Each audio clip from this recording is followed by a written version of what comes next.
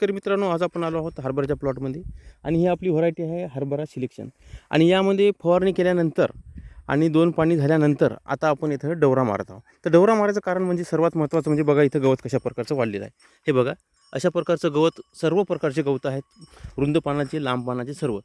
तर याच्यामध्ये आता हे सर्व पानाचे गवत जे आहे हे उलटून पाडण्यासाठी, वाळवण्यासाठी, तणमुक्त शेत ठेवण्यासाठी बघा अशा प्रकारे सर्व गवत उचलून पडलेले आहेत. बघू शकता हे तणमुक्त शेत ठेवण्यासाठी आपण इथं डवरा मारणं चालू केलं आहे. तर हे कोळपणी सर्वात महत्त्वाची आहे, कारण यामुळे काय होते आपल्याला जे निंदनाचा खर्च येतो खुरपणीचा तो चांगल्या प्रकारे एकदम वाचवला जातो.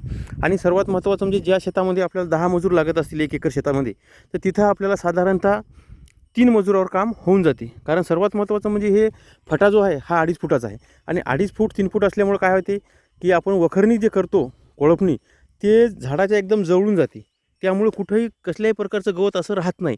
आणि राहिलंच तर पुढच्या पाण्याच्या वेळेस फुलापासून आपल्याला इथं तासामध्ये दिसते. तासामध्ये म्हणजे दोन्ही झाडाच्या मध्ये, अशा फट्यामध्ये दिसणार नाही, तर तासामध्ये दिसते. तर ते तासामधलं गवत हे आपण 3 बाया लावून मजुरी त्याच्यामध्ये निघून जाते. म्हणजे आपले कमीत कमी 7 बायाचे पैसे इथं वाचतात. तर त्यासाठी ही जी पद्धत आहे, हे जे पॅटर्न आहे, तर या पॅटर्ननुसार जर आपण शेती केली तर बी फक्त 20 किलो लागते. ज्या जागी तुम्हाला 40 किलो लागायचं त्या जागी याच्यातलं 1 तास नसल्यामुळं, इथं रिकामा असल्यामुळं इथलं जे तास आहे हे बी वाचते, त्याच्यामुळे 20 किलो बी लागते. आणि खताचं व्यवस्थापन आपण इथे खत टाकू शकता, इथे खत टाकू शकता आणि पुन्हा खत टाकू शकता.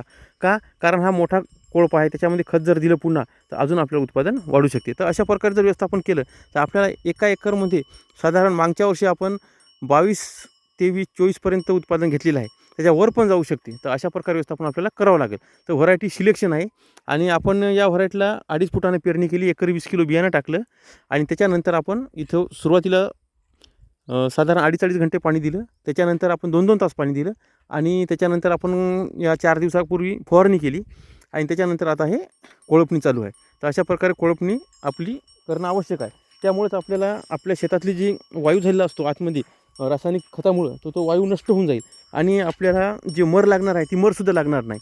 आणि एकदम लवकर येणारी व्हरायटी आहे, ही अर्ली व्हरायटी आहे. जास्त पाणी पण लागत नाही, कारण पांढऱ्यामुळे संख्या भरपूर आहे. तर अशा प्रकारे व्यवस्थापन केलं तर आपल्याला भरपूर उत्पादन यामध्ये आपल्याला मिळून जाईल. सिलेक्शन व्हरायटी आहे, URUB प्रक्रियायुक्त आहे, त्याच्यामुळे जास्त खर्च लागत नाही. मर आपल्याला कुठं दिसत नाही, कारण या व्हरायटीला मर जास्त लागत नाही.